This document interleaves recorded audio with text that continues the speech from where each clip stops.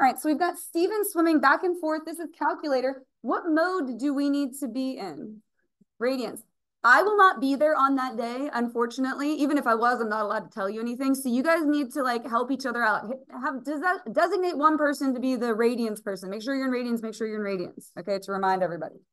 So this one is calculator. We've got Steven swimming back and forth for 90 seconds. So 0 to 90 is your whole interval. Did they give you position, velocity, or acceleration? Which one did they give you? Velocity. Okay, so this is your velocity or first derivative or a rate. Okay. We've got meters and we've got seconds. Let's see what they're asking us for. Find all the times in the interval 0 to 90 where Steven changes direction. A change in direction is when velocity changes what?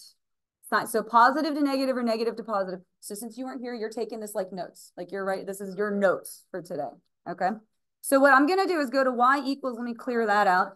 I'm going to type in this velocity. They are not going to give you a nice function. It's going to be yucky. All right.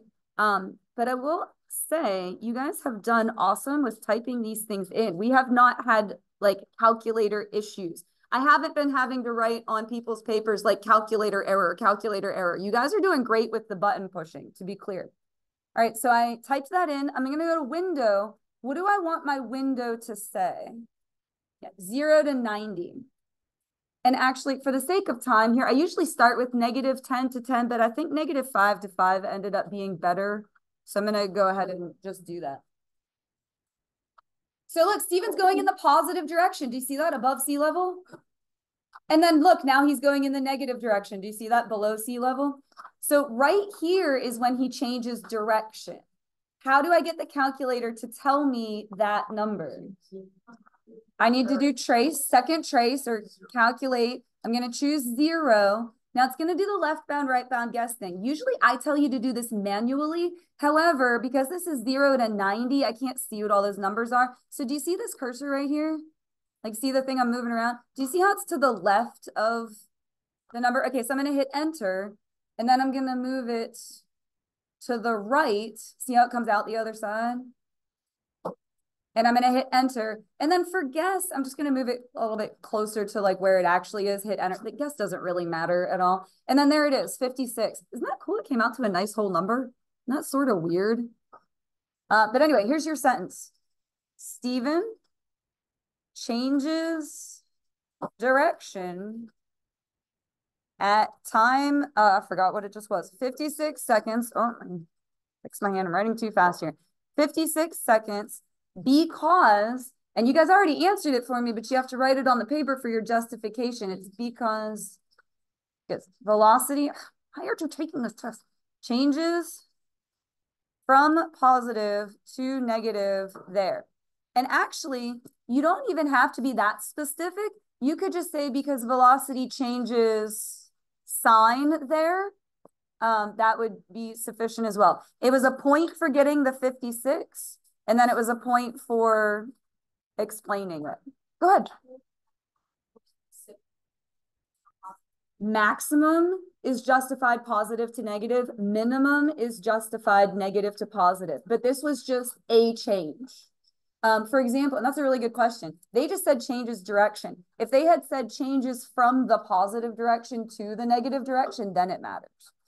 Questions like that are why we're doing this. So if you don't hold those questions inside, I want to answer this for you. That's the whole purpose of what we're doing right now. All right, letter B. Find Steven's acceleration at time 60. Well, they gave us velocity. How do you get from velocity to acceleration? It's a derivative. Now this, if this threw you off, I get why. Show the setup. You're probably like, what setup? Here's what they're asking for. They just want you to show that you're doing a derivative. That's the setup. Isn't that a really intimidating way for them to write that? That's all they wanted is the setup. Anyway, how do you type that in your calculator? That's fine too. All right, and then it's math 8. So we're going to go to math 8, d dx, and I'm going to type in, oops, that awful thing again. But again, I said, you guys have done really well with the button pushing. In comparison to past years where I'm like, calculator error, you guys have done really, really well with that. So very nice job. Just keep it up. All right, and then we want this at times 60. So negative 0.036, which I think almost everybody got. Bless you. And it was a point for that. The setup and the answer was a point for all of that. Now it says indicate units of measure. They do this sometimes. The units were worth a point, a whole point, all by themselves. And some of you didn't put it. Why is it meters per second squared? Acceleration. But if you didn't put that, let that be the last time you make that mistake, because they made that worth a whole point all by itself, which sometimes that's how that happens. Now, the next part of part B is Stephen speeding up or slowing down at time 60. You have to look at both velocity and acceleration. So we found the acceleration is negative. We need the velocity at 60 and see whether that's positive or negative. Now, they gave us velocity. So how do we get the velocity at 60? If we have the velocity function, plug in 60. You're not doing a derivative. You're not doing an integral. This is velocity. You want velocity at 60. Literally just plug in 60 for the time. Yeah. Oh, do you want me to do it that way? Let me show you that. If you go back to your graph, your second trace, do you see the one that says value? It's the very first one. If you choose value and put in 60, it'll do it that way too. See, I didn't think to do that though. I would have just typed it again. But yeah, if you want to plug in a value, if you already have a graph, good, thank you. See, we need you here. All right, negative 0.159. Now you do not want to write negative 0.159 on your paper, and this is why. If it just so happens that you typed that wrong and you write the wrong number on your paper, they won't give it to you. So instead, you just want to say V of 60 is negative. Because that, take two. Because then if by chance your number was wrong, but you still got a negative result, no one will know and you'll still get the points. Okay.